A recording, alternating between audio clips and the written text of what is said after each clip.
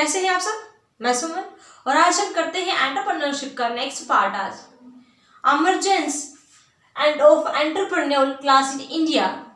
अगर बीकॉम की बुक के हिसाब से बात करें तो थर्ड चैप्टर है। बेसिक हम कर चुके हैं। एंटरप्रेन्योरशिप क्या होता है, उसके फंक्शन क्या है, रोल क्या है, प्रोसेस क्या है। तो सबसे पहले हमें एंटरप्रेन्योरशिप का मीनिंग पता होना चाहिए, जो कि हम कर चुके हैं। तो ये वीडियो देखने से पहले एक बार आप चैनल विजिट कर ले, वहां से वो वीडियो समझ ले, ताकि आपको बेसिक पता होगा, तभी आप क्या है आपको अच्छे से समझ में आएगा। वैसे ये पॉइंट भी समझ में आ जाएगा, लेकिन और अच्छे से क्लियर तब भी होगा जब आपको इसका बेसिक एंटरप्रेन्योरशिप क्या होता है, कैसे फंक्शंस हैं, वो सारी चीजें आपको क्लियर हो। चलो आज हम करते हैं emergence of entrepreneur class in India. India के अंदर सबसे फर्स्ट ऑफ ऑल क्या है कि इंडिया के अंदर एंटरप्रेन्योरशिप है, एंटरप्रेन्योर्स हैं, वो मतलब उनकी क्या क्या क्लासेस है और कैसे वो स्टार्टअप हुए थे, ये सारी बात है वो हम आज करने वाले हैं। इमरजेंस का मीनिंग क्या होता है कि उसका उद्गम यानी कि स्टार्टिंग कैसे कैसे हुई।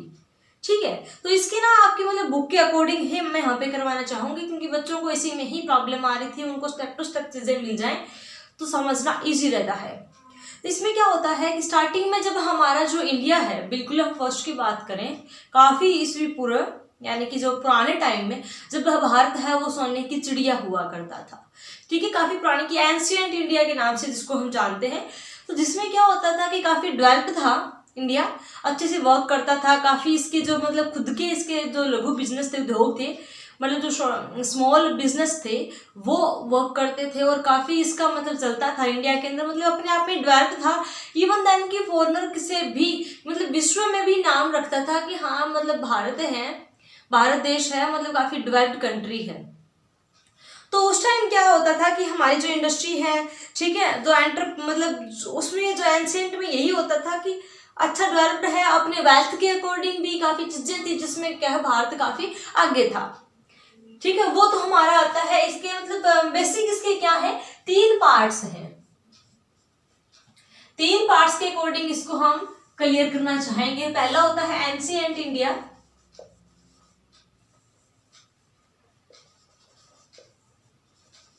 Ancient India. एक दूसरा इसके आता है प्री इंडिपेंडेंस,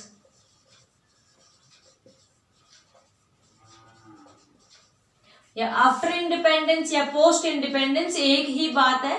आफ्टर इंडिपेंडेंस भी हो या पोस्ट इंडिपेंडेंस हो, नो प्रॉब्लम, सेम ही चीज है। ये इसके क्या है, 3 है।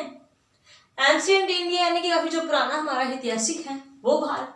प्री इंडिपेंडेंस यानी कि हमारी स्वतंत्रता से पहले, इनफैक्ट हम बात करें तो 1957 से 47 तक का जो टाइम पीरियड है वो हमारा क्या, हम प्री इंडिपेंडेंस में काउंट करते हैं। कि जब क्या होता, ब्रिटिश का राज था भारत के ऊपर, टोटली जो ब्रिटिशर्स थे उनकी मतलब क्या है गुलामी में था भारत, उनके ऊपर था। और आफ्टर इंडिपेंडेंस क्या है, 1947 के बाद, आफ्टर।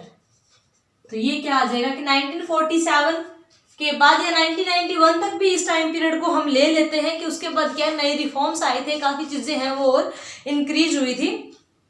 तो इसको हम क्या है आफ्टर इंडिपेंडेंस में भी काउंट कर लेते हैं कि ये हमारा क्या है आफ्टर इंडिपेंडेंस है, बट अब भी हम स्वतंत्र ही हैं। ठीक है, तो 1947 के बाद का जो टाइम है वो आफ्टर इंडिपेंडेंस में ही काउंट होगा कि अब तक कितने चेंजेस आए हैं। तो फर्स्ट ऑफ ऑल क्या है, एंटरप्रेन्योर का मतलब यहाँ पे क्या होगा कि जो एंटरप्रेन्योर है उनका उद्गम कैसे हुआ। तो एंटरप्रेन्योर का मतलब क्या होता है, अपने फुल ऑफ नॉलेज को यूज करना। जितना अपने पास नॉलेज है, जो स्किल है, उसको यूज करके मार्केट में जो इन्वायरमेंट की जो कंडीशंस है उसका फायदा, उस अपॉर्चुनिटी को क्रिएट करना, और जो अपॉर्चुनिटी मार्केट में अवेलेबल है उसका बेस्ट यूज करके उसका बेनिफिट लेना। ठीक है, एंटरप्राइजेस का मीनिंग भी यही, एंटरप्रेन्योरशिप का भी मीनिंग यही होता है थोड़ा सा, कि जो भी मार्केट में इन्वायरमेंट जो चल रहा है, परिस्थितियों के अकॉर्डिंग, मतलब उस जो सिचुएशन है, जो अपॉर्चुनिटीज जो मार्केट में अवेलेबल है, उस नए आइडियाज को, नए फैक्ट को यूज करके उसके अकॉर्डिंग बिजनेस करना, उसका बेनिफिट लेना। तो एंटरप्रेन्योर का यही है कि अपॉर्चुनिटीज को क्रिएट करना, अपने फुल स्किल और नॉलेज करके उन अपॉर्चुनिटी का बेस्ट यूज करना, उनसे प्रॉफिट है वो गेन करना। तो एंशिएंट इंडिया इसके अंदर क्या था, हमारी वेल्थ के अकॉर्डिंग। ठीक है, और इंडिया क्या था, इसमें काफी हाईएस्ट था, इसमें अपना नाम था इंडिया का, इंडिया के अच्छी प्रोडक्शन सिस्टम था इंडिया का, अच्छा अच्छी वेल्थ थी। जो इसमें कहते हैं कि जो मुगल का पीरियड होता है 1772, यानी कि 17वीं सेंचुरी की हम बात करें, 17वीं सेंचुरी की, ठीक है, शताब्दी की हम बात करें, 17वीं शताब्दी की, तो इसमें मतलब क्या है कि यहाँ पे इस टाइम के लास्ट में कि प्री इंडिपेंडेंस से पहले यहाँ पे जो ब्रिटिशर थे ना, उन्होंने क्या किया, स्टार्ट कर दिया था इंडिया में कि हम क्या करें कि जो भी इंडियन मतलब जो गुड्स हैं ना, उनकी डिमांड को क्या कर देना, डिस्करेज कर देना, डिमांड को कम कर दे। अगर इंडिया के गुड्स की डिमांड है वो डाउन हो जाएगी तो वो अपना बिजनेस इजीली कर सकेंगे, और इंडिया का जो मतलब तो क्या होगा कि इंडिया की जो इंडस्ट्री है वो डाउन आ जाएगी। अगर हमारे गुड्स की डिमांड ही नहीं होगी, हमारी चीजें नहीं आएंगी, तो वहां पे क्या हो जाएगा कि जब हम कोई चीज की डिमांड नहीं करेंगे तो बिकेगी नहीं, वो मार्केट में आएगी नहीं, उसको बनाएंगे क्यों, क्योंकि फिर क्या है, बनाने का फायदा नहीं जब चीज बिकेगी नहीं। तो इन्होंने क्या किया, इसको डिस्करेज करना शुरू कर दिया कि हमारी जो मतलब इंडिया की गुड्स है ना, उसको ना परचेज किया जाए। इनका मेन मोटो ये था कि इसको कैसे ना कैसे करके इंडिया की जो इकोनॉमी है उसको डाउन करना, इसकी वेल्थ को कम करना। सामान इसका जो गुड्स जो भी बनाती है, जो भी चीजें ये बना रही है, प्रोड्यूस कर रही है, उसकी डिमांड को हम क्या कर दें, कम कर दें। और ईस्ट इंडिया कंपनी भी स्टार्ट की और इसमें इन्होंने नई नई चीजें लेके आए, तो जिसके थ्रू क्या है कि लोग इसकी डिमांड करें, इसकी डिमांड क्या हो जाए, इंक्रीज हो जाए, और इसकी डिमांड क्या हो जाए, डिक्रीज हो जाए। तो इन चीजों को ध्यान में रखे उन्होंने स्टार्ट कर दिया कि, और ये करते क्या थे ब्रिटिशर कि ठीक है हमारे गुड्स है, यहाँ पे लाके खुद क्या है गुड्स को सेल करते, एंड क्या करते थे कि जितनी भी इनका रॉ मटेरियल होता है ना, वो सारा का सारा ब्रिटिश क्या करते थे, अपना खुद का यूज करते थे, यानी कि इंडिया से नहीं लेते। तो जिसकी वजह से क्या है, जो इंडस्ट्रीज है वो डाउन हो गई थी, तो हमारे धीरे धीरे करके हमारी जो डिमांड्स है, जो हमारी जो वेल्थ है वो क्या करने होने लगी थी, यहाँ पे वेल्थ है वो डाउन होने लगी थी। इन्होंने स्टार्ट कर दिया अपना बिजनेस करना, तो इनका तो क्या है इंक्रीज हो गया, और जो इंडिया है उसकी जो वेल्थ है एट लास्ट मतलब पुराने टाइम में, तो वो क्या होने लगी, डाउन होने लगी। अब हम बात करते हैं कि प्री इंडिपेंडेंस यहाँ से डाउन होना तो स्टार्ट हो ही गया था कि हमारी डिमांड तो अल्टीमेटली क्या होगी, कम होना स्टार्ट हो ही गई है। प्री इंडिपेंडेंस की बात करें तो यहाँ 1957 के बाद यहाँ पे क्या हुआ था कि 1958 में और 1957 के बाद टोटली क्या थे, मतलब होल जो इंडिया था वो किसके अंडर था, हमारी जो कंट्री थी वो किसके अंडर थी, ब्रिटिशर के अंडर थी। हम पूर्णतया मतलब क्या है इनकी गुलामी यहाँ पे डाउन होते होते बिल्कुल हो गए थे, इनके हम क्या मतलब इनका पूरे राज हो गया था भारत के ऊपर, ठीक है। ब्रिटिश के रूल्स एंड रेगुलेशन चलते थे, जो भी रूल्स एंड रेगुलेशन इनके द्वारा बनाए जाएंगे वो ही क्या होते थे, फॉलो होते थे, कि जो भी रूल्स एंड रेगुलेशंस हैं वो ब्रिटिश बनाएंगे, अपने अकॉर्डिंग क्या है वो चीजों को चलाएंगे, टोटली इनके अंदर यहाँ पे आता था। इन्होंने क्या स्टार्ट किया, इन्होंने जो इंडिया की जो पब्लिक थी ना उसका इन्होंने यूज लेना स्टार्ट किया। सबसे पहले तो इन्होंने क्या करना शुरू किया कि जितने भी हमारे नेचुरल रिसोर्सेज थे, ठीक है, नेचुरल रिसोर्सेज जितने भी अवेलेबल थे, क्योंकि जड़ी बूटियां बहुत सारे टाइप्स की इंडिया में अवेलेबल थी, उनको इन्होंने क्या करना शुरू किया, एक्सप्लॉइट यानी कि खत्म करना। उसका मतलब कैसे भी करके उन चीजों को क्या है प्रॉपरली यूज ना लिया जाए, उनको एक्सप्लॉइट करना। और जो हमारी पब्लिक थी ना, जो भी मतलब इंडियन पब्लिक थी, उसको इन्होंने एज ए कंज्यूमर यूज किया, कि सारा सामान अपना क्या करते यहाँ पे सेल करते, इंडिया के प्रोडक्ट की तो डिमांड ही नहीं होने देते थे। इनफैक्ट जब गुलामी में आ गए तो प्रोड्यूस ही नहीं करने देते इतना, अगर प्रोड्यूस करते तो उनकी डिमांड नहीं होते, तो उन पब्लिक को वो क्या करते थे, एज ए कस्टमर यूज करते थे, एज ए कंज्यूमर उनको यूज करने लगे, ठीक है। तो यहाँ पे धीरे धीरे होते होते क्या है ना कि काफी जो मतलब हमारी जो इंडिया की जो एंटरप्राइजेस थी, जो इंडस्ट्री थी, उनको इन चीजों से क्या हुआ कि हमारे नेचुरल सोर्सेज है वो खराब हो गए, तो वो नहीं काम ले सकते, पब्लिक है वो हमारी गुड्स की डिमांड नहीं कर सकती, तो वो जो हमारी इंडस्ट्रीज थी उनको क्या हुआ, काफी नुकसान हुआ यहाँ का, ठीक है, काफी हार्म हुआ, और वो क्या होने लगी, डाउन होने लगी, काफी नुकसान उनके होने लगे हैं, ठीक है। और वो ट्राई मतलब कंटिन्यू उन्होंने ट्राई रखा कि जितना हो उसके जो इंडिया में इंडिया के गुड्स की क्या रहे, डिमांड है वो कम रहे, इनकी डिमांड है वो मार्केट में आने नहीं देनी, कि डिमांड को ये तो साथ साथ में डिमांड को भी पूरा का पूरा डाउन करते रहे, कि डिमांड है उसको डिस्करेज करें हम इंडियन प्रोडक्ट की, और जो ब्रिटिश प्रोडक्ट है उनकी डिमांड को मार्केट में हाई करें, ताकि उसकी मार्केट होती उसकी डिमांड होती रहे और हम सामान यहाँ पे सेल करते रहे। ठीक है। बट एट लास्ट में क्या हुआ कि धीरे धीरे इस टाइम में चलता गया। बट कोई भी चीज हो कि अगर वो डाउन करना चाहते हैं, इसका मतलब ये तो नहीं कि बस ठीक है अब तो हम कुछ नहीं कर सकते, हम साइड हो जाएं। हमारे लोगों ने क्या है, हार नहीं मानी। काफी जो इंडस्ट्रीज थी वो क्या है, सरवाइव करती रही कि जैसे जैसे करके हमें क्या करना है, सरवाइव करना है, चलाना है। कोई नई नई स्ट्रेटेजी लेके आके किसी भी तरीके से अपनी डिमांड को क्या करना है, मार्केट में मेंटेन करके रखना है। डिमांड को मार्केट में क्रिएट करना, जो डिमांड है उसको कम नहीं होने देना, मार्केट में क्रिएट करके रखना है। तो यहाँ पे जो टाटा है, जीडी बिरला है, ठीक है, जमनार बाजिया है, तो बजाज सॉरी, तो ये सारी क्या है, ये इसकी सारी की सारी जो इंडस्ट्रीज हैं ये बेसिकली ये इन्होंने फिर नई स्ट्रेटेजी के साथ ये मार्केट में कंटिन्यू चलती रही, वर्किंग में रही। और इन्होंने अपनी क्या है, एक स्वदेशी इन्होंने क्या चलाया था, आंदोलन चलाया था,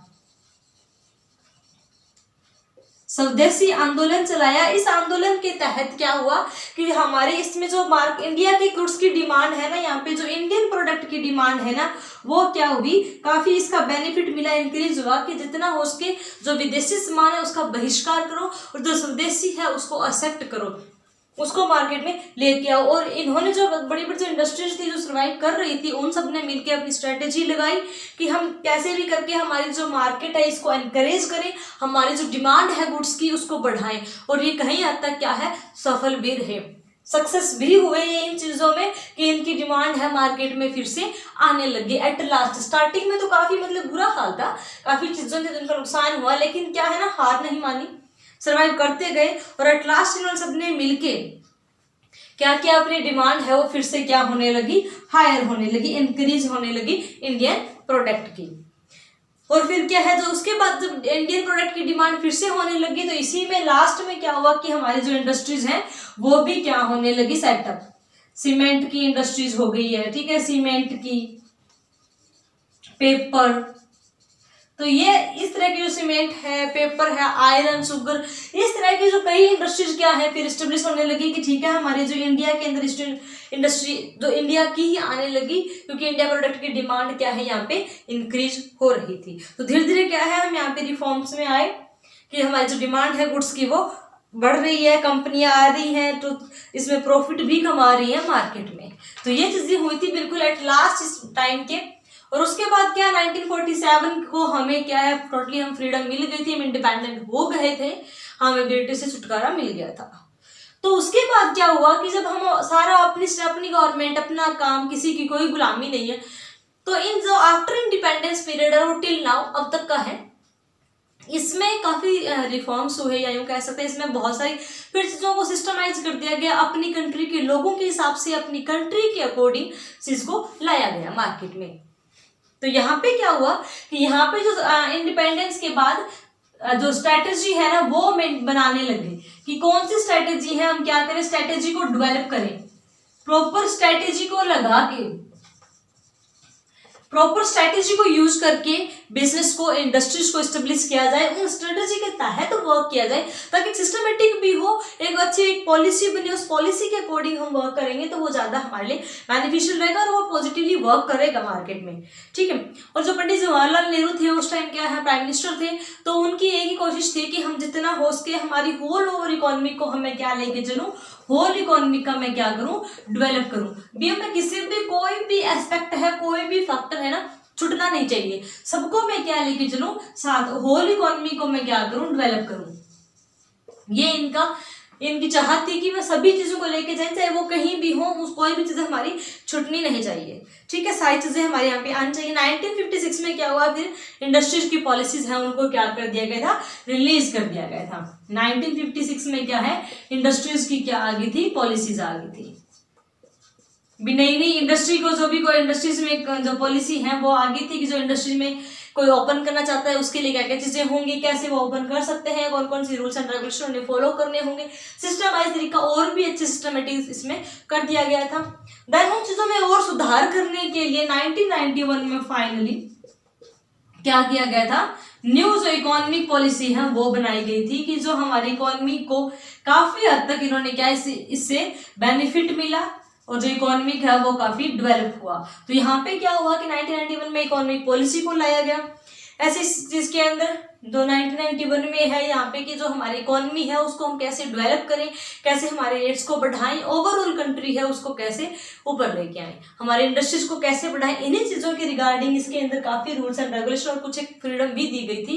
कुछ एक चीजें बेसिकली इसके अंदर एलपीसी को ही फॉलो किया गया था, वो हम नेक्स्ट कर लेंगे, ठीक है। तो उसके बाद क्या हुआ कि धीरे धीरे इंडिया है इसमें जो कंट्रीज है वो जो इंडस्ट्रीज है वो सेटअप होती गई। इंडिया है वो अपनी बेसिक रिक्वायरमेंट के साथ साथ अपनी मतलब खुद की जो इंडिया की जो खुद की जो नीड्स हैं जो रिक्वायरमेंट्स हैं उसके साथ साथ क्या एक्सपोर्ट भी करने लग गया था। अपनी खुद की जितनी भी जो रिक्वायरमेंट थी नीड थी उसको पूरा करके एक्सपोर्ट भी करने लग गए थे। इंडस्ट्रीज हैं कितना हम क्या प्रोडक्शन कर रहे हैं फॉरेन कंट्रीज के साथ। जो ब्रिटिशर्स है उनका तो रोल क्या होता था, उनका मेन मकसद क्या था कि हमें क्या है हमारी चीजों को हार्म करना, इनको मतलब जितना हो सके एक्सप्लॉइट करना। उनका कोई पर्पस नहीं था कि यहाँ पे हम बिजनेस करें इस तरह का, उनको था कि इनको कैसे दबा के रखना है, इनकी चीजों को हार्म करना है, इनको ऊपर नहीं उठने देना। उनका बस मेन मकसद यहाँ ये रहता था। तो उन्होंने इस चीज के ऊपर कुछ नहीं कि बिल्कुल भी निकल गए थे, बल्कि वो उसके बाद है वो इंडिया के प्रोडक्ट की डिमांड भी वहां होने लग गई थी। तो धीरे धीरे हमारी इंडस्ट्री है आज इसमें काफी क्या है टेक्नोलॉजी आ गई है, बहुत सारी टेक्नोलॉजी जिसके अंदर है वो आ चुकी हैं जिसके थ्रू यूज करके हम तो नई नई है हर एक फील्ड में, चाहे वो कोई भी फील्ड हो, बहुत सारे इंडस्ट्रीज हैं, इंफ्रास्ट्रक्चर फैसिलिटीज हैं, काफी चीजों में क्या सुधार आया है। काफी इंडस्ट्रीज हैं वो न्यू स्टेब्लिश की गई हैं और गवर्नमेंट भी अलग से इंडस्ट्रीज को बेनिफिट देने के लिए इसको डेवलप करने के लिए टाइम टू टाइम प्रोग्राम और पॉलिसी और स्ट्रेटेजी लॉन्च करती है। अलग अलग बेनिफिट मिले उन पीपल्स को ताकि वो और इंडस्ट्रीज के एरिया में आके जितनी ज्यादा इंडस्ट्री स्टेब्लिश होंगी हमारी कंट्री है वो उतनी डेवलप होगी। तो जो फॉरेन कोलैबोरेशन हो गया था, जो गवर्नमेंट की जितनी भी पॉलिसी थी, ठीक है, वो मतलब क्या है जो गवर्नमेंट पॉलिसी थी ना उसको और अच्छे से उसको प्रमोट कर दिया गया था पॉलिसीज को, यानी कि और अच्छा उसमें बना दिया गया था। फॉरेनर से कोलैबोरेशन कर लिया गया था कि भाई ठीक है हम आपस में एक्सपोर्ट इंपोर्ट करते हैं, हम सेलिंग परचेजिंग करते हैं, नई नई टेक्नोलॉजी लेके आए थे। और ये मतलब क्या है काफी हद तक ठीक है इंडिया की जो हिस्ट्री देखा जाए तो 18वीं और 19वीं सेंचुरी के नियर अबाउट क्या है हमने प्रॉपर इसका शुरू कर दिया था बिजनेस करना। तो धीरे धीरे आज के टाइम में हम देख रहे हैं कि काफी हद तक एंटरप्रेन्योर्स हैं, एंटरप्राइजेस भी हैं, बहुत सारी बड़ी बड़ी इंडस्ट्रीज भी हैं, ग्रुप ऑफ इंडस्ट्रीज भी है, कंपनी भी है। तो काफी हद तक इंडिया क्या है डेवलप हो चुका है। तो ये तीनों इसके क्या है बेसिक्स हैं इसे इमरजेंसीज इनके। इसी के साथ हम ना इसके फेजेस करेंगे कि ये तीन तो इसके टाइम पीरियड लिए गए हैं कि कैसे कैसे इसका रिफॉर्म्स हुआ है, सॉरी कैसे कैसे इसका जो इमरजेंस हुआ है, कैसे डेवलप हुआ है एंटरप्रेन्योरशिप हमारे इंडिया के अंदर। उसके बाद हम इसका नेक्स्ट करने वाले हैं फेजेस ऑफ इंडस्ट्रियल डेवलपमेंट। कौन कौन से इसके फेजेस हैं, 3 और 4 फेजेस हैं जो बेसिकली इसमें लिए जाते हैं, यानी कि इसके बाद इसमें कौन कौन से हैं वो और इम्प्रूवमेंट किए गए आफ्टर इंडिपेंडेंस की ही हम बात करें बेसिकली। इसके बाद काफी मतलब नई नई चीजें हैं वो लाई गई जिससे क्या है और डेवलपमेंट हो हमारी कंट्री में और अच्छे से डेवलप हो। तो उसी के रिगार्डिंग कई चीजें हैं वो लाई गई।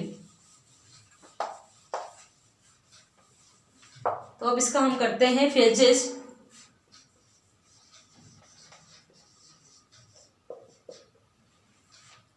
पहला फेजेस इसका क्या है 1950 से 1951। इस टाइम क्या हुआ था 5 ईयर प्लान है वो स्टार्ट कर दिए गए थे। 5 ईयर प्लान स्टार्ट किए गए थे जिसके अंदर 5 सालों की स्ट्रेटेजी बनाई जाती थी कि आने वाले 5 सालों में हम क्या करेंगे, किस चीज के ऊपर कितना बढ़ावा देंगे, किसको ग्रोथ करेंगे, कितना हमारा टारगेट है ग्रोथ करने का, उसके ऊपर कितना एक्सपेंड करेंगे। इस तरह की सारी स्ट्रेटेजीज है ना वो इसमें लाई गई थी। ये भी इसकी नेक्स्ट अपना जो आज तो हम इसके फेजेस तक ही करेंगे, नेक्स्ट वीडियो में हम जो 5 ईयर प्लान है उसके ऊपर और डिटेल में स्टडी करेंगे और डिटेल में उनको देखेंगे कि उसके अंदर क्या क्या चीजें हैं वो लाई गई थी। तो फेजेस का पहला इसमें जो टाइम पीरियड है उसे हम लेते हैं 1950 टू 1951 का नंबर 1।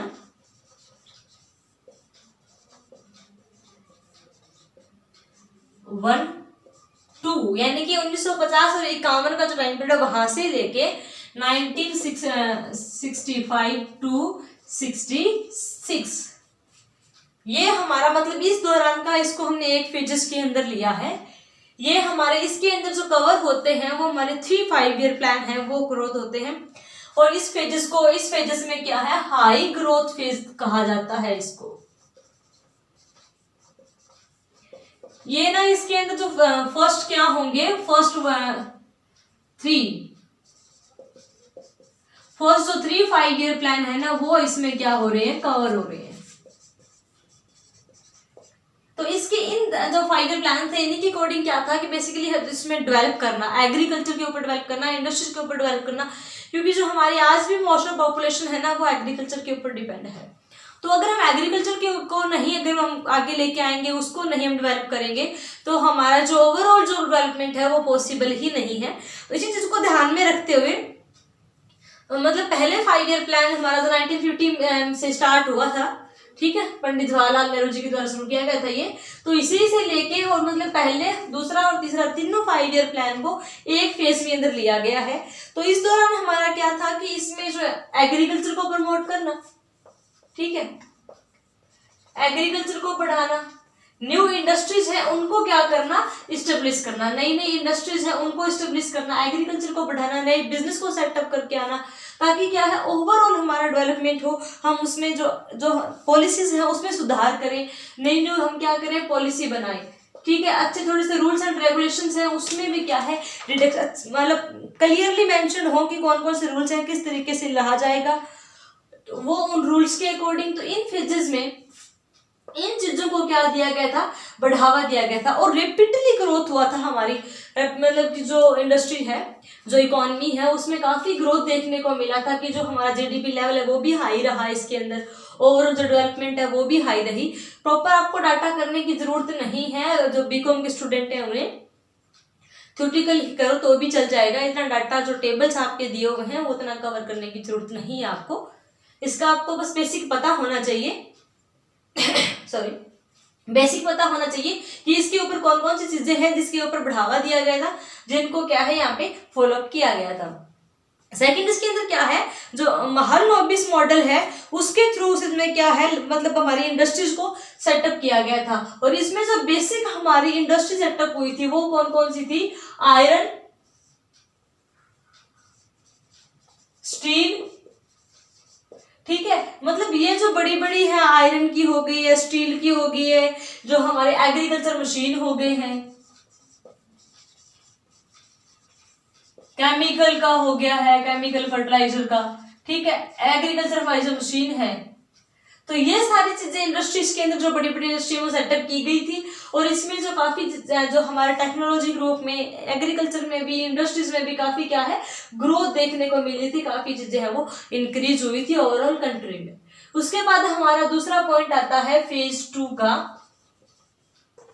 दूसरे फेज के अंदर हम क्या लेके आते हैं, 96 से 80 तक का टाइम हमारा आता है कि 1966 टू 1980, ठीक है। इसके अकॉर्डिंग इसके कंपैरिजन अगर हम बात करें तो इसमें हमारी ग्रोथ है वो क्या रही, थोड़ी कम रही थी, तो इसलिए इसको क्या है लो ग्रोथ फेज भी कहा जाता है। इसके कंपैरिजन इसमें काफी अधिक चेंजेस हैं, इंप्रूवमेंट है वो देखने को मिली थी, लेकिन इसके अंदर क्या हुआ कि जो ग्रोथ है वो थोड़ी कम रही। इसमें फिर कुछ एक एक्ट भी लेके आए, और जो इसमें क्या और क्या किया, इसके अंदर जो हमारी लाइसेंसिंग पॉलिसी थी उसको भी क्या है स्ट्रिक्टली कर दिया गया था कि उसको क्या है मतलब फॉलो करना पड़ेगा, वो भी थोड़ी क्या हो गई थी, स्ट्रिक्ट हो गई थी यहाँ पे कि इसे हर चीज के लिए अपने को लाइसेंसिंग लेना होता है, कोई भी हम काम शुरू करते हैं उसको रजिस्ट्री करवाओ, उसकी परमिशन लो, लाइसेंसिंग लो, देन आप वो क्या है काम कर सकते हो। MRTP एक्ट है वो इसमें लागू कर दिया गया था। तो थोड़ा सा स्ट्रिक्टनेस होने की वजह से जो इंडस्ट्रीज है ना वो क्या होने लगी, बढ़ने की वजह थोड़ी घट गई, क्योंकि बहुत सारी फॉर्मेलिटीज हो गई थी, तो हर कोई इसमें नहीं आ सकता था कि भी हमें इसके लिए रिक्वायरमेंट रख दी गई थी बेसिक, कितनी आपकी कैपिटल होनी चाहिए, इतनी चीजें आपके पास होनी चाहिए, तो हर कोई इस चीज को नहीं लेके आता। लेकिन इसके अंदर भी कोशिश की गई थी कि जो अनइक्वालिटी है उसको क्या कर दे, जो कम करें, अनइक्वालिटी है उसको कम करें,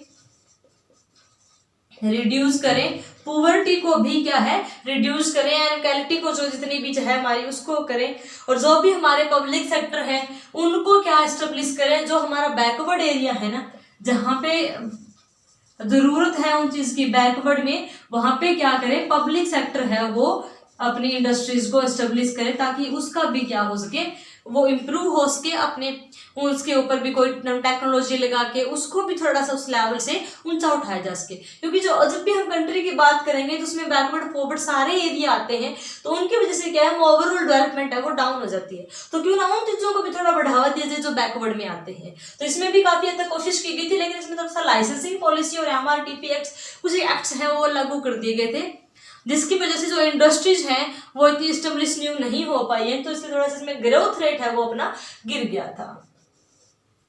जो थर्ड इसका फेज है, फेज इसका थर्ड है वो क्या है, the period of industries recovery. यानी कि ये था जिसके अंदर जो इंडस्ट्रीज क्या करेगी, अपनी रिकवरी करेगी।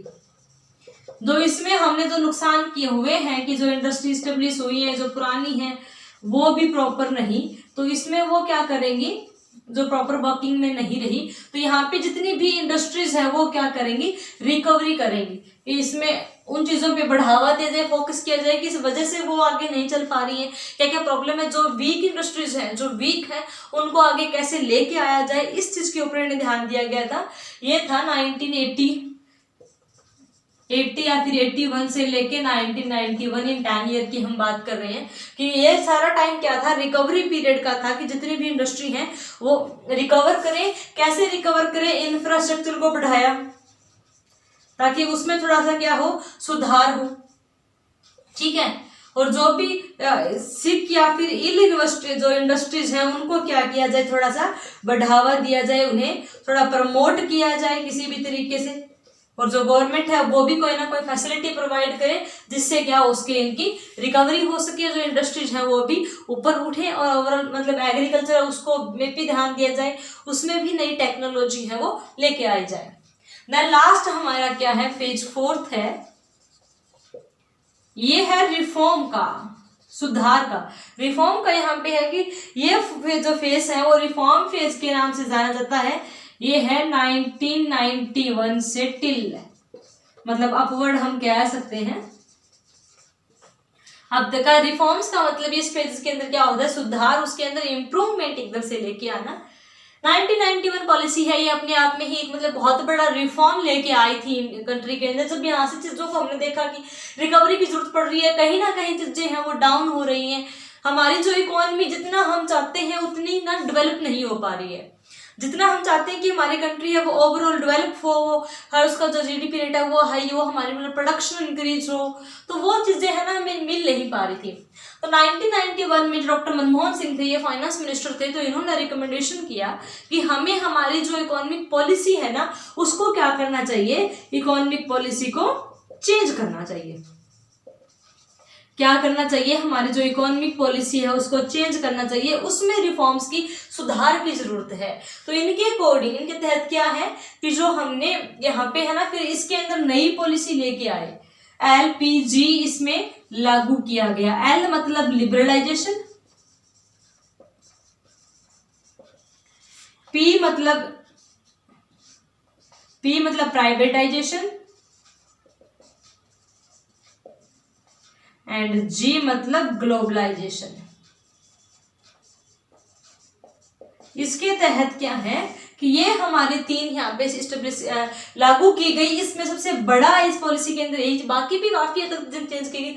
लिबरलाइजेशन के अंदर क्या था कि जो भी आपकी लाइसेंसिंग प्रोसेस है, जो भी आपकी फॉर्मेलिटी है उसको शॉर्ट कर दिया जाए, और हर एक चीज के लिए, छोटी छोटी चीजों के लिए लाइसेंसिंग की रिक्वायरमेंट है वो खत्म कर दी जाए। लोगों को थोड़ी क्या कर दो, आप फ्रीडम दो, आप अपनी पॉलिसी को क्या कर दो, लिबरल कर दो, थोड़ी सी क्या है फ्रीडम दो, कि जिससे कि आप जो बिजनेस अगर करना चाहते हैं अपने ओन लेवल पे, कुछ एक जो नेसेसरी आइटम थे, बेसिकली क्या किया था, जो 18 इंडस्ट्रीज थी ना मेन उनको छोड़ के बाकी सबको छोड़ देता कि उस सब में सिर्फ 18 इंडस्ट्री टाइप की ऐसी इंडस्ट्रीज रहेंगी जिसको लाइसेंसिंग की रिक्वायरमेंट रहेगी, बाकी सब अपने अकॉर्डिंग कर सकते हैं। और उसमें भी फॉर्मेलिटीज क्या है वो मिनिमम कर दी थी, ताकि कम से कम फॉर्मेलिटीज रहे और इंडस्ट्री है वो स्टेब्लिश हो। दूसरा, इसके अंदर क्या कर दिया गया था, प्राइवेटाइजेशन को लेके आए थे, जिसके अंदर क्या होता है कि पहले बहुत सारी चीजों में ना पब्लिक सेक्टर थे, निजी का जो निजीकरण नहीं था, तो उसमें क्या होता था कि वो चीज़ें ना इसकी मोनोपोली क्रिएट हो गई थी और वो प्रॉपरली वर्क नहीं कर रही थी। जब आपस में कोई चीज़ का कंपटीशन नहीं होगा तो वो डेवलप नहीं करेगी। तो उन्होंने कहा कि आप जो प्राइवेट लोग हैं जो उसमें आप उनको परमिशन दो कि वो आके इसमें इंडस्ट्री है वो एस्टेब्लिश कर सकते हैं। तो कुछ एक चीज़ें ही रखी थी, ठीक है, जिसके अंदर प्राइवेटाइजेशन नहीं है। और तब से हमने क्या कर दिया कि हमारी जो मिक्स्ड इकोनॉमी है वो स्टार्ट हो गई थी कि जो हमारे पब्लिक सेक्टर के साथ साथ प्राइवेट सेक्टर भी हर एक टाइप की इंडस्ट्री है वो कर सकते हैं। तो उसके अकॉर्डिंग यहाँ पे बेसिकली अब 1 और 2 मतलब 2 ही रह गए हैं जो गवर्नमेंट के अंदर है, और उन्हीं की वजह से रेलवे हो गया।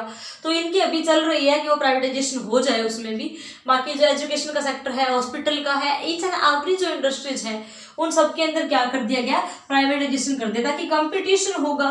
जब आपस में कंपटीशन होगा तो वो बेस्ट चीज लेके आएंगे और वो इकोनॉमी डेवलप होगी, तो उसका इफेक्ट पड़ा। सेकंड थिंग क्या आई थी, ग्लोबलाइजेशन की। सिर्फ विद इन द कंट्री हम ट्रेडिंग करें उससे नहीं चलेगा, हम ग्लोबलाइजेशन के साथ जाएं, हम क्या करें, फॉरेन ट्रेड भी करें, यानी कि हम क्या करें, एक्सपोर्ट और इंपोर्ट भी करें। हर एक कंट्री चाहती है कि मैक्सिमम वो करे, एक्सपोर्ट करे और मिनिमम इंपोर्ट करे, लेकिन दोनों ही चीजें इसके अंदर लेके आए थे कि हम क्या है, ग्लोबलाइजेशन में एंटर करें हम, मतलब अपनी इंडिया का मतलब बाकी कंट्रीज के साथ भी क्या हो, ट्रेडिंग हो। तो वो एलपीजी को इन्होंने बेसिकली इसके अंदर क्या किया गया था, फॉलो, और ये काफी इसका क्या है, पॉजिटिव इम्पैक्ट रहा था।